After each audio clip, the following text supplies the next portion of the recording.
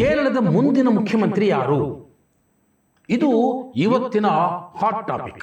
ಯಾರನ್ನ ಮುಖ್ಯಮಂತ್ರಿ ಮಾಡಬೇಕು ಅಂತ ಕಾಂಗ್ರೆಸ್ ಹೈಕಮಾಂಡ್ ತಲೆ ಕೆಡಿಸ್ಕೊಂಡು ಕೂತಿದೆ. ಕೆ.ಸಿ. ವೇಣುಗೋಪಾಲ್ ಬಹುತೇಕ ಫೈನಲ್ ಆಗೋಗ್ಬಿಟ್ಟಿದೆ ಅನ್ನುವಂತ ಒಂದು ಸುದ್ದಿಗಳು ನನ್ನೆಯವರೆಗೆ ಹರಿದಾಡ್ತಿದ್ವು. ಆ ಬೋರ್ಡ್ ಮೇಲೆ ಒಂದಷ್ಟು ಪೋಸ್ಟರ್ಗಳು ಬಂದುಬಿಟ್ಟಿವೆ ರಾತ್ರೋರಾತ್ರಿ. ಮಲಪ್ಪುರಂ ಜಿಲ್ಲೆಯಲ್ಲೇ ಈ ರೀತಿಯ ಪೋಸ್ಟರ್ ಯಾಕೆ ಕಾಣಿಸ್ಕೊಳ್ತು? ಇಂಥ ಒಂದು ಬ್ಲಂಡರ್ ಅನ್ನ ನೀವು ಮಾಡಿದ್ರೆ ಕೇರಳ ಯಾವತ್ತೂ ನಿಮ್ಮನ್ನ ಕ್ಷಮಿಸೋದಿಲ್ಲ. ಮುಸ್ಲಿಂ ಲೀಗಿನ ಸಹಾಯ ಇಲ್ಲದೆ ಕಾಂಗ್ರೆಸ್ ಅಲ್ಲಿ ಅಧಿಕಾರ ನಡೆಸೋದಕ್ಕೆ ಸಾಧ್ಯವೇ ಇಲ್ಲ. ಸ್ನೇಹಿತರೆ ನಮಸ್ಕಾರ, ಹೊಸದಿಗಂತ ಡಿಜಿಟಲ್ ಚಾನಲ್ಗೆ ಸ್ವಾಗತ. ಕೇರಳದ ಮುಂದಿನ ಮುಖ್ಯಮಂತ್ರಿ ಯಾರು? ಇದು ಇವತ್ತಿನ ಹಾಟ್ ಟಾಪಿಕ್. ಕೇರಳದಲ್ಲಿ 3 ನಾಯಕರ ಮಧ್ಯೆ ಮುಖ್ಯಮಂತ್ರಿ ಸ್ಥಾನಕ್ಕೆ ಪೈಪೋಟಿ ನಡೀತಾ ಇರೋದು ನಿಮಗೆಲ್ಲ ಗೊತ್ತೇ ಇದೆ. 3ರಲ್ಲಿ ಯಾರು ಹಿತವರು ನಮಗೆ ಅಂತ ಕಾಂಗ್ರೆಸ್ಸಿನ ಹೈಕಮಾಂಡ್ ಅಂದರೆ ರಾಹುಲ್ ಗಾಂಧಿ ಮತ್ತು ಸೋನಿಯಾ ಗಾಂಧಿ ಯೋಚನೆ ಮಾಡ್ತಾನೇ ಇದ್ದಾರೆ. ಫಲಿತಾಂಶ ಬಂದು 10 ದಿನಗಳಾದವು, ಇನ್ನೂ ನಿರ್ಧಾರ ತಗೊಳ್ಳೋಕ್ಕಾಗಿಲ್ಲ. ರಮೇಶ್ ಚೆನ್ನಿತಾಲ ಅತ್ಯಂತ ಹಿರಿಯ ಕಾಂಗ್ರೆಸ್ ನಾಯಕರು, ನಾನು ಮುಖ್ಯಮಂತ್ರಿ ಆಗಲೇಬೇಕು, ನನ್ನ ಸೀನಿಯಾರಿಟಿ ಪ್ರಕಾರ ನಾನೇ ಮುಖ್ಯಮಂತ್ರಿ ಅಂತ ಅವರು ಹೇಳಿಕೊಂಡು ಓಡಾಡ್ತಾ ಇದ್ದಾರೆ.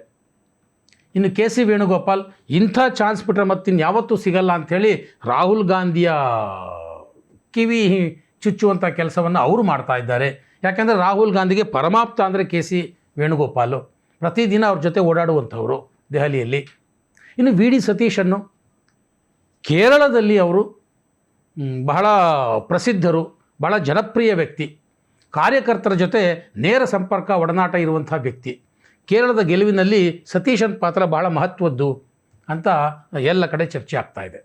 ಹೀಗಿರುವಾಗ ಈ 3 ಜನದಲ್ಲಿ ಯಾರನ್ನು ಮುಖ್ಯಮಂತ್ರಿ ಮಾಡಬೇಕು ಅಂತ ಕಾಂಗ್ರೆಸ್ ಹೈಕಮಾಂಡ್ ತಲೆ ಕೆಡಿಸ್ಕೊಂಡು ಕೂತಿದೆ. ಇತ್ತೀಚಿನ ದಿನಗಳಲ್ಲಿ ದಿನ ಕಳೆದ ಹಾಗೆ 2 ಮಾತ್ರ ಉಳ್ಕೊಂಡಿರೋ ಹಾಗೆ ಕಾಣುತ್ತೆ, ಕೆ.ಸಿ. ವೇಣುಗೋಪಾಲ್ ಮತ್ತು ವಿ.ಡಿ. ಸತೀಶನ್. ಕೆ.ಸಿ. ವೇಣುಗೋಪಾಲ್ ಬಹುತೇಕ ಅವರೇ ಮುಖ್ಯಮಂತ್ರಿ ಆಗ್ತಾರೆ ಅಂತ ನಿನ್ನೆಯವರೆಗೂ ಒಂದು ಸುದ್ದಿ ಭಾಳ ಚಾಲ್ತಿಯಲ್ಲಿತ್ತು. ಯಾಕಂದರೆ ರಾಹುಲ್ ಗಾಂಧಿಯವರಿಗೆ ಪರಮಾಪ್ತರು, ಸೋನಿಯಾ ಗಾಂಧಿಯವ್ರ ಜೊತೆನೇ ಒಡನಾಟ ಅವ್ರದ್ದು, ದೆಹಲಿಯಲ್ಲೇ ಇರ್ತಾರೆ. ರಾಹುಲ್ ಗಾಂಧಿ ಎಲ್ಲೆಲ್ಲಿ ಹೋಗ್ತಾರೋ ಅಲ್ಲೆಲ್ಲ ಅವರು ಹೋಗ್ತಾರೆ. ಸಂಸತ್ನಲ್ಲಿ ರಾಹುಲ್ ಗಾಂಧಿಗೆ ಎಲ್ಲ ರೀತಿಯ ಸಹಕಾರವನ್ನು ಕೊಡ್ತಾರೆ, ಸಹಾಯವನ್ನು ಮಾಡ್ತಾರೆ, ಮಾರ್ಗದರ್ಶನವನ್ನು ಮಾಡ್ತಾರೆ, ಬೆಂಬಲವನ್ನು ಕೊಡ್ತಾರೆ. ರಾಹುಲ್ ಗಾಂಧಿಯವರ ಬೆಂಬಲಕ್ಕೆ ನಿಲ್ತಾರೆ ಸಂಸತ್ನಲ್ಲೂ ಕೂಡ. ಸೊ ಹಾಗಾಗಿ ಕೆ.ಸಿ. ವೇಣುಗೋಪಾಲ್ ಬಹುತೇಕ ಫೈನಲ್ ಆಗೋಗ್ಬಿಟ್ಟಿದೆ ಅನ್ನುವಂಥ ಒಂದು ಸುದ್ದಿಗಳು ನನ್ನೆಯವರೆಗೆ ಹರಿದಾಡ್ತಿದ್ವು. ಆದರೆ ಇವತ್ತು ಬೆಳಗ್ಗೆ ಒಂದು ಘಟನೆ ನಡೀತು ಸ್ನೇಹಿತರೆ. ಅದೇನದು ಅಂತಂದರೆ, ಮಲಪ್ಪುರಂ ಜಿಲ್ಲೆಯಲ್ಲಿರುವಂತಹ ವಯನಾಡ್, ಎಲ್ಲಿ ಪ್ರಿಯಾಂಕಾ ಗಾಂಧಿ ಗೆದ್ದಿದ್ದಾರೋ ಆ ಒಂದು ಕ್ಷೇತ್ರ, ಈ ಹಿಂದೆ ರಾಹುಲ್ ಗಾಂಧಿಯವರು ಗೆದ್ದಿದ್ದರು. ಸೊ ವಯನಾಡಿನ ಜಿಲ್ಲಾ ಕಾಂಗ್ರೆಸ್ ಕಚೇರಿಯ ಬೋರ್ಡ್ ಏನಿದೆ, ಆ ಬೋರ್ಡ್ ಮೇಲೆ ಒಂದಷ್ಟು ಪೋಸ್ಟರ್ಗಳು ಬಂದುಬಿಟ್ಟಿವೆ ರಾತ್ರೋರಾತ್ರಿ. ಆ ಪೋಸ್ಟರ್ಗಳು ಏನು ಅನ್ನೋದನ್ನು ಒಂದು ಝಲಕ್ ನೋಡಿ ನೀವು.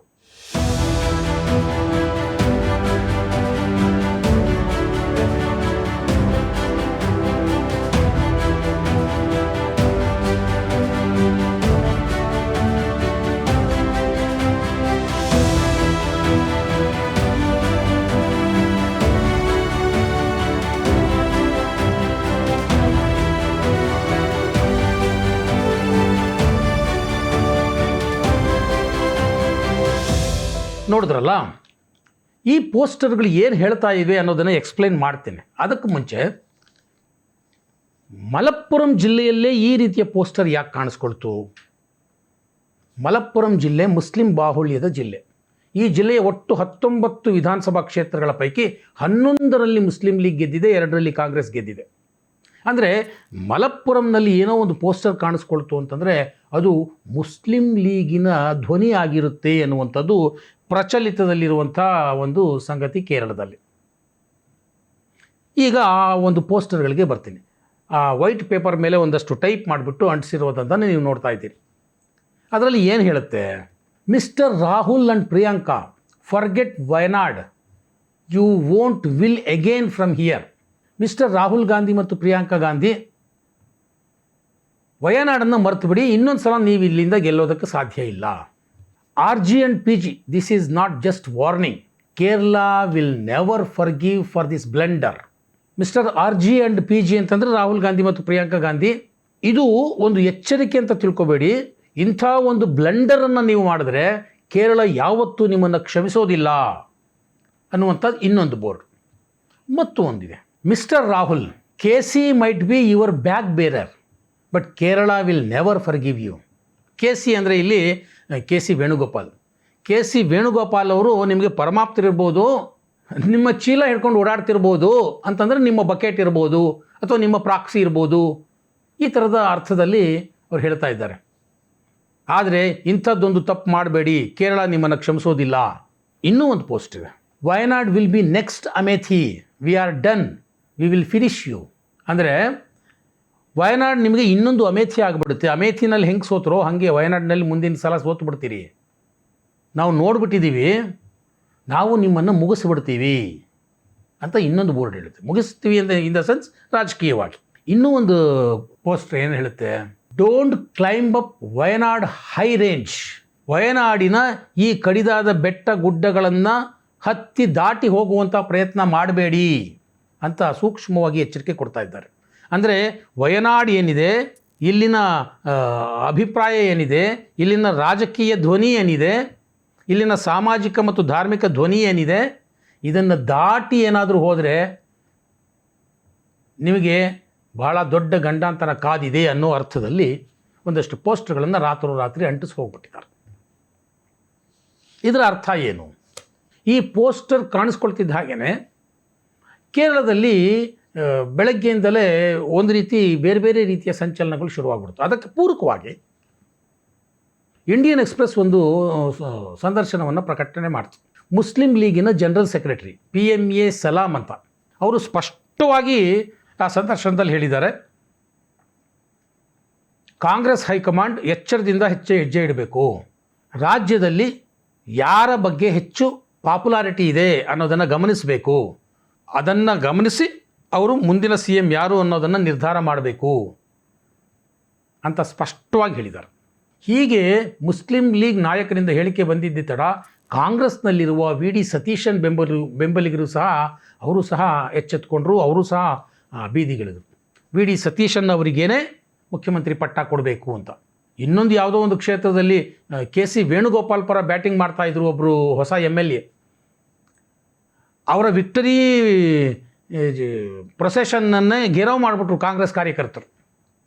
ಇದೆಲ್ಲವೂ ಆಗಿದ್ದು ಇವತ್ತು ಬೆಳಗ್ಗೆ ವಯನಾಡಿನಲ್ಲಿ ಆ ಪೋಸ್ಟರ್ ಬಂದ ತರುವಾಯ. ಒಂದು ವಿಚಾರವನ್ನು ನಾವೆಲ್ಲರೂ ಗಮನದಲ್ಲಿ ಇಟ್ಕೋಬೇಕು. ಏನು ಅಂತಂದರೆ UDF 87-88 ಸ್ಥಾನಗಳನ್ನು ಗಳಿಸಿದೆ ಕೇರಳದಲ್ಲಿ. ಅಲ್ಲಿ 71 ಸ್ಥಾನಗಳು ಬೇಕು ಬಹುಮತಕ್ಕೆ. ಆದರೆ ಕಾಂಗ್ರೆಸ್ ಗೆದ್ದಿರುವಂಥದ್ದು 63, ಮುಸ್ಲಿಂ ಲೀಗ್ ಗೆದ್ದಿರುವಂಥದ್ದು 22. ಅಂದರೆ ಮುಸ್ಲಿಂ ಲೀಗಿನ ಸಹಾಯ ಇಲ್ಲದಲೇ ಕಾಂಗ್ರೆಸ್ ಅಲ್ಲಿ ಅಧಿಕಾರ ನಡೆಸೋದಕ್ಕೆ ಸಾಧ್ಯವೇ ಇಲ್ಲ. ಮುಸ್ಲಿಂ ಲೀಗ್ ಹೇಳಿದ ಹಾಗೆ ಕಾಂಗ್ರೆಸ್ ನಡೆದುಕೊಳ್ಳಲೇಬೇಕು, ಜಿ ಹುಜೂರ್ ಅಂತ ಕೈಕಟ್ಟಿ ನಿಲ್ಲಲೇಬೇಕು. ಇದನ್ನು ಕೇರಳ BJP ಘಟಕ ಈಗಾಗಲೇ ವ್ಯಂಗ್ಯ ಮಾಡಿಬಿಟ್ಟಿದೆ. ಮುಸ್ಲಿಂ ಲೀಗ್ ರೂಲ್ಸ್, ಕಾಂಗ್ರೆಸ್ ಒಬೇಸ್ ಅಂತ. ಸೊ ಮುಸ್ಲಿಂ ಲೀಗ್ ಈಗಾಗಲೇ ತನ್ನ ಒಂದು ಪ್ರಭಾವವನ್ನು ಬೀರೋದಕ್ಕೆ ಶುರು ಮಾಡಿಬಿಟ್ಟಿದೆ. ಈ ಧಮಕಿ ಹಾಕಿರೋದು ಬಹುತೇಕ ಮುಸ್ಲಿಂ ಲೀಗ್ ಕಾರ್ಯಕರ್ತರೇ ಅನ್ನುವಂಥ ಚರ್ಚೆ ಕೇರಳದಾದ್ಯಂತ ಇದೆ. ಈ ಎಲ್ಲ ಹಿನ್ನೆಲೆಯಲ್ಲಿ KC ವೇಣುಗೋಪಾಲ್ ಬಗ್ಗೆ ಒಲವು ತೋರಿದ್ದಂತಹ ರಾಹುಲ್ ಗಾಂಧಿಯವರು ಅಂತಿಮವಾಗಿ ಅವರನ್ನೇ ಮುಖ್ಯಮಂತ್ರಿ ಅಂತ ಘೋಷಿಸ್ತಾರೋ ಅಥವಾ VD ಸತೀಶನ್ ಅವರನ್ನು ಮುಖ್ಯಮಂತ್ರಿ ಅಂತ ಘೋಷಿಸ್ತಾರೋ ಗೊತ್ತಿಲ್ಲ. ಮುಸ್ಲಿಂ ಲೀಗಿನ ಈ ಧಮಕಿ ಎಷ್ಟು ಮಟ್ಟಿಗೆ ಕೆಲಸ ಮಾಡುತ್ತೆ ಅನ್ನೋದನ್ನು ಕೇರಳದ ಜನ ಮತ್ತು ದೇಶದ ಜನ ನೋಡೋದಕ್ಕೆ ಕಾಯ್ತಾ ಇದ್ದಾರೆ.